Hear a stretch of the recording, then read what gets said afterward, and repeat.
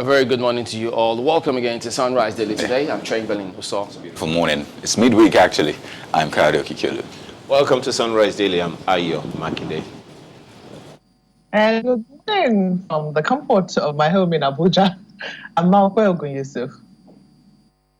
Yes, we heard you, Markwe, but I don't know why you didn't let us see you. But I hope that will be corrected as we do progress. But speaking about which, these numbers from the NCDC about the confirmed cases of those who are regarding COVID-19, yes, as much as those numbers, they keep reporting those figures, and then also keep telling us about the figures in terms of those who've been discharged, and hopefully we'll have to keep managing them a lot better and ensure that we do not have or record any more death than we can see. There 11, unfortunately, now. 99 people have been discharged, but total confirmed cases now 373. And part of the big things that we keep looking to see, much as, of course, yes, you can always see that. It's been that like this for a while, where Lagos has got the highest number of cases at the moment, but some of the other states too, Anambra, Niger, Benue, still have 1 cases each, but you do see Enugu, Ekiti, Rivers all have 2 cases each. Delta, Ondo have 3 cases. Kano now has 4 cases. Kwara, remember the scenario there, how they had to lock down, starting with Offa and then eventually the entire state. So they've got 4 cases now as it stands. You say Kano actually recorded 2 the previous day, then 1. Now all of a sudden Kano has 4. But you see that, like we say time and again, the graph for Nigeria's cases seems very unpredictable. It's not something you can predict. So it's important, again, we need to say that we have to listen to the guidance, the policy we have on physical distancing, washing of hands, staying at home, especially across where we have those policies. Because if you look at Lagos, for example, we're talking about Lagos recording, lower cases last week. Then all of a sudden, the previous day before the announcement we had yesterday, Lagos recorded 20, or rather 13, I should say. It was a total of 20 in the country, but Lagos recorded 13, 20 across the country. Then yesterday, a total of 30 all over the country, Lagos leading that with 25 cases. So honestly, if we think that curve is dipping and then we should go to rest, this is not that time, which is why the government most likely declared an extension of the lockdown for an extra 14 days so that we'll curb this. Because as at last week, Wednesday, we saw that the cases were reducing and we thought, okay, maybe we're getting home and dry, but all of a sudden they are starting to increase. Am I trying to alarm you this morning? Definitely not. We don't need alarm. We don't need panic. In fact, we'll make things worse if we panic. But we need to look at these figures and internalize it. What does it mean? Community spread, yes. It might be early, but yes, and it is a sign of something huge. I recall that the internet went awash about a statement made, trying to compare Nigeria to Ecuador, saying what is happening in Ecuador might happen in Nigeria. And a lot of people went berserk saying that, man, you don't say that. And I understand the feelings of Nigerians. You don't want to see things like that happening in this country. But those things are real. And if we don't pay attention, then I definitely don't look forward to us getting there. So this is a time for us to really get to work and ensure that all the gains we have made during the previous 14-day lockdown, we don't lose them. And I think it's also very important for us to recognize one of the critical things that government has been doing at various levels, one of which is this whole lockdown thing, stay at home and all of that. I saw a video yesterday of a woman who went, I think she must be one of the enforcement officers who is also saying, look, people should stay at home. But what did she find? She found from that video, it was actually policemen driving people from place to place. They now are pretty much using their uniform and all of that to do all of this. Now, it is a very, very troubling. When I saw the video, I sent it to the appropriate authorities. Hopefully, they will be able to do something about it. The important thing for us, which government has advocated, is let us stay at home. Well, the figures say we have total confirmed cases of 373, 11 deaths, but the currently active figures are 263. As at this moment, 99 people, almost 100 discharged so far. It is not yet Uhuru, so we need to play our part. And as NCDC says, we need to take responsibility. Well, guys, just as you've highlighted, some of these things, it's difficult and challenging, especially if you look at the graph, you try to plot it. It's tough. And so you can't exactly tell, but a lot is dependent upon testing. That much has been said, because if you take a look at the graph, I think the highest number of cases, total number of daily cases reported on that graph is about 35. So we're trying to see, because while they did look at it, trying to see, given the initial figure, as it was announced a couple of days later, it was seemingly exponential, and you expected that to keep going, but the curve just went and then almost stabilized. So today, I don't think we'll have more than 35 total number of cases on a daily basis, and so you just wonder. So those are, people are already calculating the total number of daily reported cases, total number of expected exponential cases, according to their so that figure as well. But these are human lives that we're talking about here. But a good thing, though, that it is what it is at this point in time. But we're hoping that when we do conduct a lot more of those tests, we won't just see just explode on us as they were, even though they've told us they've got that capacity to see how they can contain all of those things. But speaking about security, it is indeed important that we also highlight some of these cases. You remember when we spoke to the Commissioner of Police in Ogun State, how he said, well, all those cases that were reported in the outskirts of Ogun State, he says, look, many of them were alarmists, and that the people who were arrested are cultists, and they've got nothing to do with it. But we keep getting messages from people in those areas, even in the outskirts of Lagos as well. Lagos State Governor spoke largely about what is being done, how they held a security meeting yesterday. The IGP also highlighted that, which perhaps we'll also highlight as we progress. But as well, just after this, when we had this conversation with the Ogun State CP, we now had some of the former commissioners of police and former DIGs who've now been retired. They reached out to us and told us that, well, their numbers were inundated with calls. So they don't understand how is it that, are they calling wrong numbers when they should be calling some of the other numbers? So it turns out that the numbers of those retired CPs and DIGs were still in on the public records. domain. So he had to send those screenshots. I told him, look, how do we know? Send me, can we see something to let the people know that, yes, indeed, it is the case. But he then said he had over 154 calls, shortly after our interview with the Ogun State CP, saying, look, these are the people who are calling him. So he just wonders, can they take his number off, maybe update their website so people don't keep calling these numbers? And that's why we're asking for police emergency numbers. And I think it is also important at this point to let people know that, well, on the one hand, when you have a number, you want to call the number at all times, especially just to ensure that you are as safe as you want to be. But it is there are numbers in public domain that they have also published, texts, printed, scanned, and all of that. But they gave us certain numbers yesterday. Yeah. But they've updated and corrected those numbers. Those numbers were not in public domain before the conversation we had with the CP. Consequently, and the numbers that people have, these numbers were not with the people at the times. And consequently, as far as the people are concerned, the number we have is safe enough. So unfortunately, despite not getting calls, not getting a pickup from that, people kept calling them. But they need to disregard the numbers that was put out yesterday. They sent these ones and said these are the appropriate ones. The one they gave us yesterday was, it wasn't the number. So they now sent these ones and said, all to help them push these ones out. Yeah. So these are the numbers you need to call. And I think another thing that someone also suggested yesterday is, look, why don't we have a feedback mechanism for the police at the center?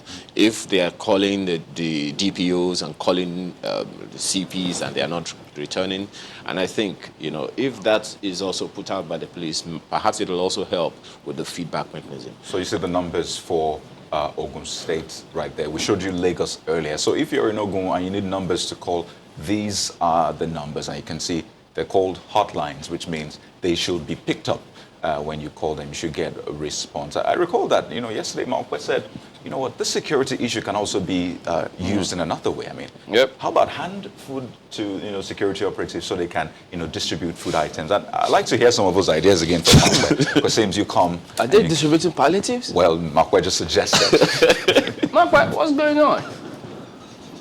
Well, I didn't say that they were distributing palliatives. I was just only suggesting that when you keep policemen on the road and they meet difficult situations, I don't know if you saw this video that was trending of a man who, when he was going to be arrested by one of the security agencies, removed all of his clothing.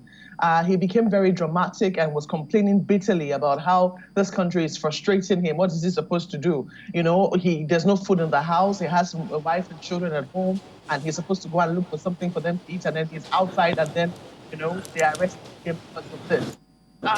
In that kind of situation, of course, the policemen stood their ground. They were very polite, and they would let him act out his drama and still took him to the police station. But in that sort of situation, what would have been appropriate to do will be, okay, show some sympathy and say, hey, gentlemen, if it's food that is the problem, here is some food. Go back home to your family. You need to stay safe. Now, I'm not saying that there should be the means by which palliatives are distributed. I'm just saying that in case they come across situations that require sympathy or a bit of empathy rather than, force, because let us not also forget, we want to keep our security men safe.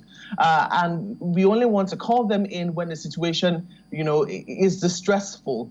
Let us also not forget that these men, also have their own families as well. These men and women also have their own families as well. And, they need to be taken care of. While that is going on, what the police is also advising is that their men use less force in this season. They are not looking to crowd their cells. In fact, right now they're looking to decongest their cells. They're also, seeking situations. We've seen how the president has pardoned even those who have been convicted. So can we just find a way to ensure that we have a balance between, those who just are out to make trouble and those who genuinely are in need? If the police is able to make this distinction and, they have the means to be able to give the palliatives, why not? What is a little alarming, though, is when you now begin to hear stories about how the security men are the ones flouting the rules. So only last week, my colleague, Terry Kumi, on a sister program, had a conversation with the man in charge of enforcement, the task team here in Abuja, and he also confessed that majority of the people flouting the rules are security agencies, security men rather. They're the ones who are driving the taxis, taking people around. And when you stop them and they show you their ID card, what are they supposed to do in that instance? Do they say esprit de corps, or do they, arrest one of their own? It is very difficult to now mediate in that instance. What I found really instructive is that the governor of Lagos State yesterday in his speech, also when he was talking about palliatives, said that the low cadre security officers have also been taken care of. Because let us not forget, if we're talking about people who are vulnerable, we're talking about people who are low-income earners, those who live on day-to-day basis. This is one of the ways they augment what it is that they earn. Their wives usually might go to the markets and things of the sort. Those sources of income are now non-existent. I'm not making excuses for security men because it's the work that they signed up for. But this is more a season for empathy rather than a season for brute force or aggression.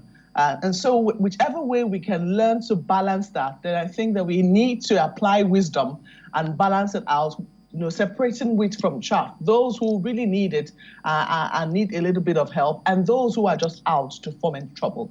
It's very important to make that distinction, gentlemen. Well, very important too, because what the Lagos State governor said about those men who are on the roads, it's always very important. We always try to highlight how they need to get a lot of attention in terms of training, welfare. They need it because, with huge respect to the Nigeria police, some of those men who are there who have guns, they got no business there.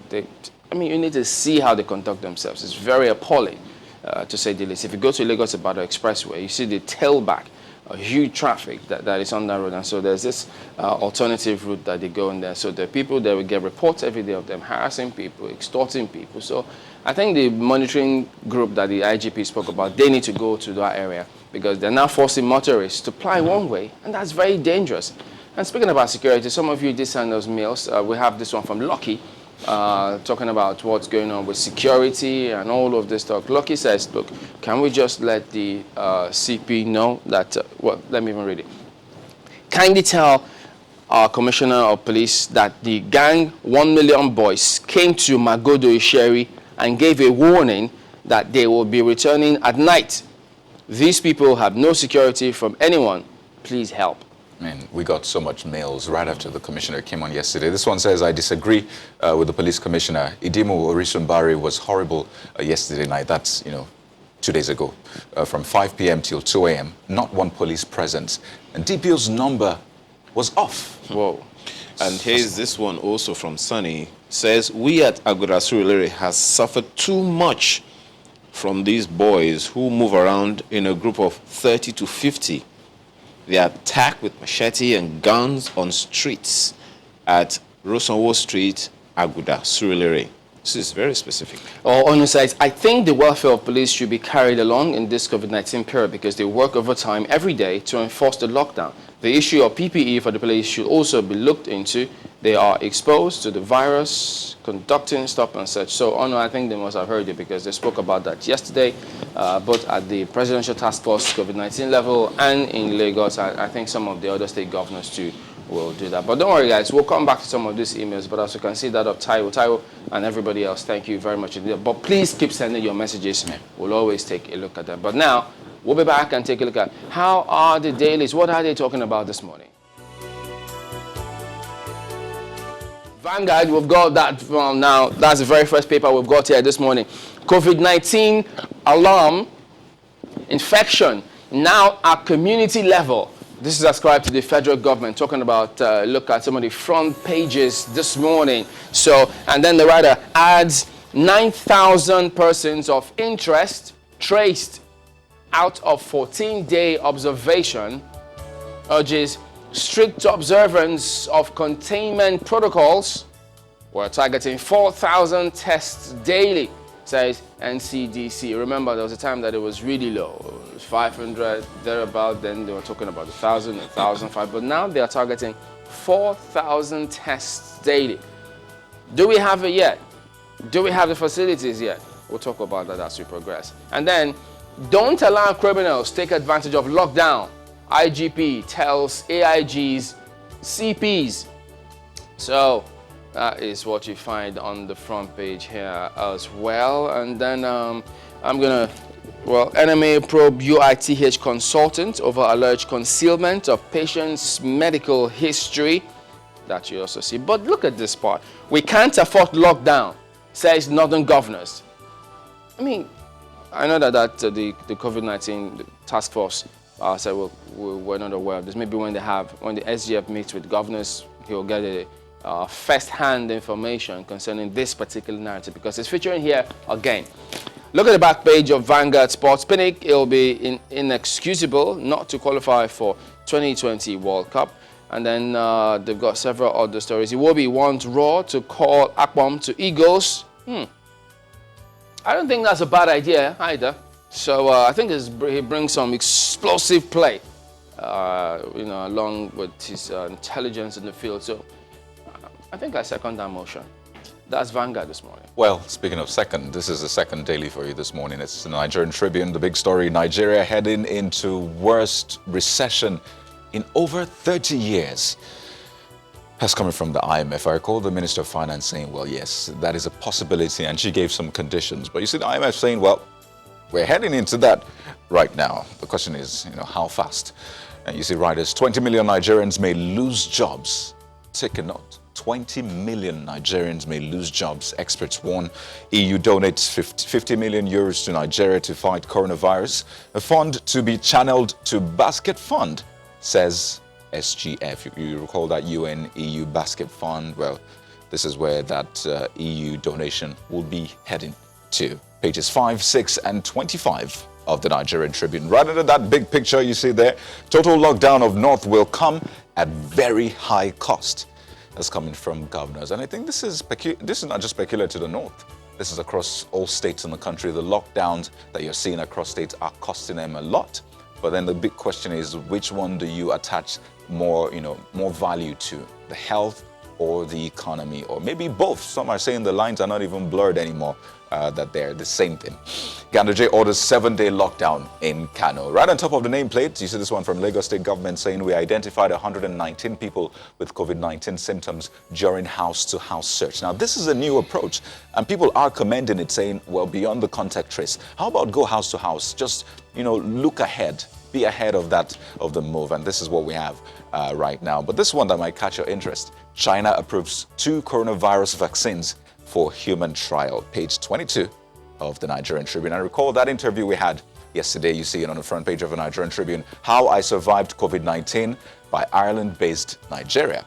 It's on page 4 of the Nigerian Tribune this morning. The Guardian newspaper leads with how 100 billion naira ticket refunds may cripple travel agencies.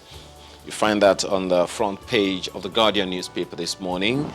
Bank collateral at risk as IATA insists on remittances. British Airways, Emirates, Lufthansa pledge refund. And there's a quote, "It is worst crisis ever in air travel sector."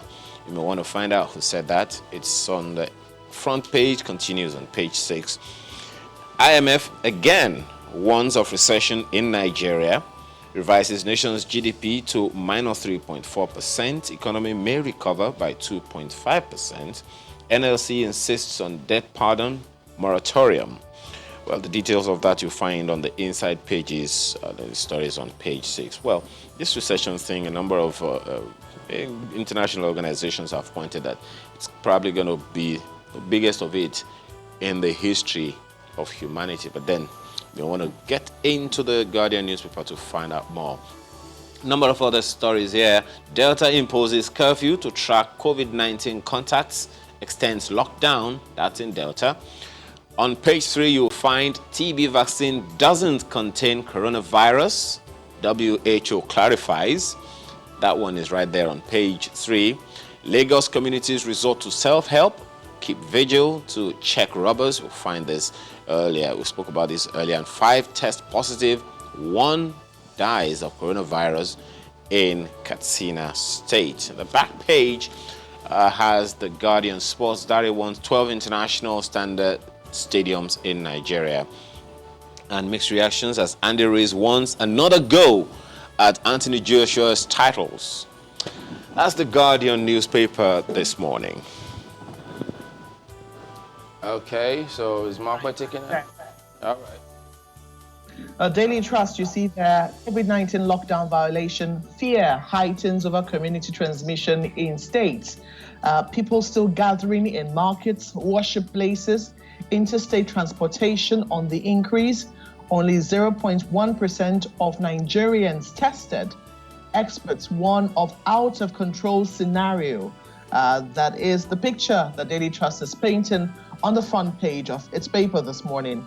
Ganduje locks down Kano for 7 days. Well, I do know that Kano is one place where we need to place a lot of attention because if the cases have gone from 2 to 4 in such a short time, then even more testing needs to be done there.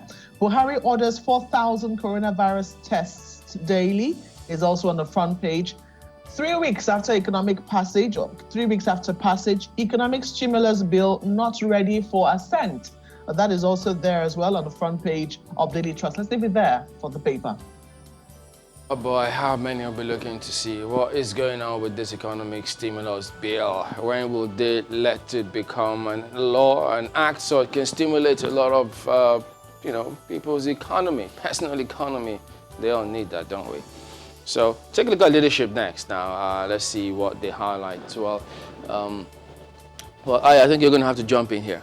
Yeah, 80,000 SMEs, households, just so for CBN's 50 billion naira intervention fund. 80,000 naira. The problem is not the figure; it's how it's going to get across. Okay, well, that's. I think that so far we've seen that if there's a will, obviously there are a lot of channels that you can actually disperse these funds through. But the question is, of course, for people that don't have access, for example, to those channels. And that's one is also right there, turning the COVID-19 tragedy into an opportunity for a new Nigeria. Okay, Daily Times is the next one. They're also talking about COVID-19. Prepare for worst recession this year. IMF warns. projects 3.4% drop in Nigeria's GDP in 2020, says Nigerian economy to bounce back by 2.4% in 2021. So, good and bad. It's not all bad news in court. Not all doom Some bloom, and gloom. some gloom. So, hopefully that will be the case. So there you go. That's a look at some of the front and some back pages this morning. We're back in a moment. Don't go away.